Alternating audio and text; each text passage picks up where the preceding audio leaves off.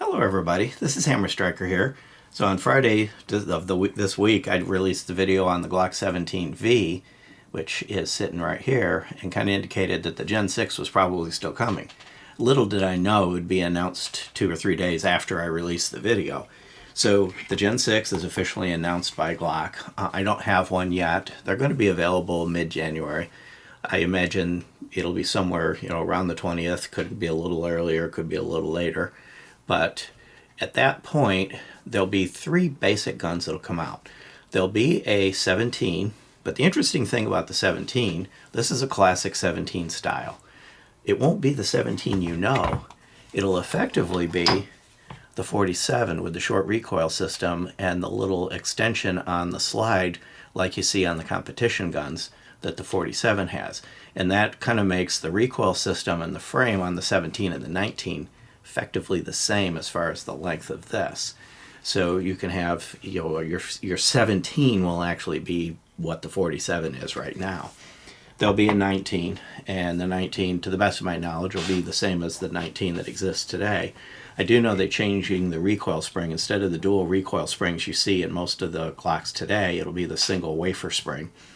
And I think it's because they don't have to worry so much about 40 and 45 and the other calibers, because they've kind of kicked those out of their lineup. And there'll be a 45, which if I can find the right one, there'll be a 45. Not the 45 ACP, but the Model 45 chambered in 9mm. So the first 3 that'll come out are going to be 9mm. I don't know what'll go next, what Glock will do from there. But some of the things that have changed are they've kind of flared the mag well more significantly than these little flares you see on the 17V and the 19 and some of the others. It's a more aggressive flare for easier changing. They're going to have a palm swell. If you notice on the Glocks, if I kind of do this, you see that the sides are just pretty much flat. There'll be a palm swell similar to what you see on the PPQs. That'll be something I'm not sure if I'll like it or not. Obviously I'm going to get one and I'm going to try it. That may or may not be something I like. The beaver tail is going to be extended, and on the 17V I kind of noted that it came with 2 back straps, and those back straps extended the beaver tail.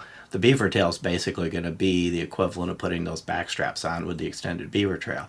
So interestingly enough, the back straps the Gen 6 are going to come with, it'll come with 2, and they'll be the non-beaver tail ones because the frame already has the beaver tail built in. They're going to have an increased fence or border around the slide stop slide release, and you see here that it would be very easy if I were, if I had a high grip, to get my thumb up under there and lock the slide unintentionally while I was shooting. The increased fence and a little flatness of this should minimize that likelihood, and it'll be on both sides for the ambi. They're going to have deeper front and rear serrations. I'm not sure about that as far as, I've never had a problem gripping the Glock front and rear serrations on the Gen 5s when they started having them, but they're going to be deeper and cut a little more aggressively, making it easier to get hold of them. But they look the same. If you just glance at them, if I put the 2 side by side, if I had the other one, you wouldn't notice an obvious difference between them. And they're going to have a very noticeable undercut in the trigger guard. And effectively, you see how it kind of comes up and then it goes this way. Effectively, what they're going to do is take it further up and make this section here thinner. And to the best of my knowledge, they did do extensive testing to make sure they could get it as thin as they could to get more of a finger up there without making it brittle and prone to cracking. Time will tell on that. We'll see how that plays out. But it will be more undercut, which is becoming more popular in other guns that they're competing with. It's going to have a flat face trigger instead of the Glock very, typical classic curved trigger. It's going to be a flat face trigger, and it'll have a little hook at the bottom where it kind of comes down and shaped like that at the bottom.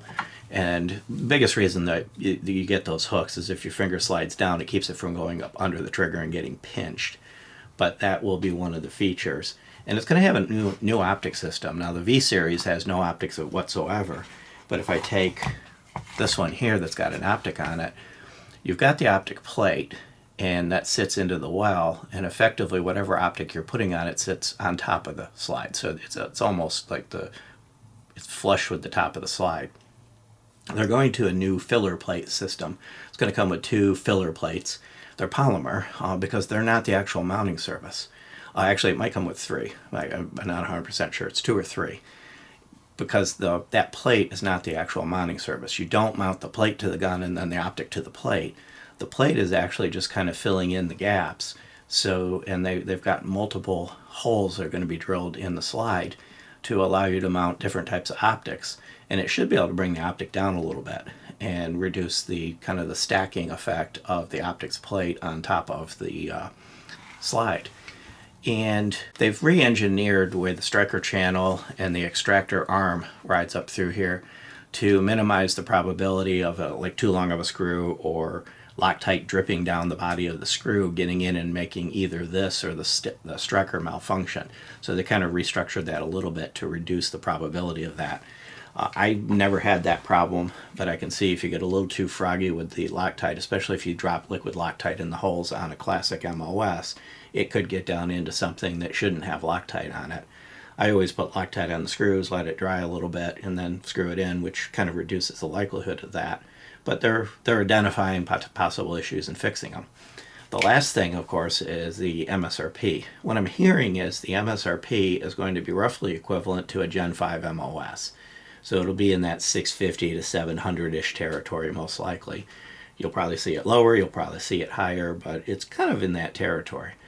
So far, when I look at it, the only thing that I'm wondering if I'll like or not is the palm swell, and that'll be just a personal thing.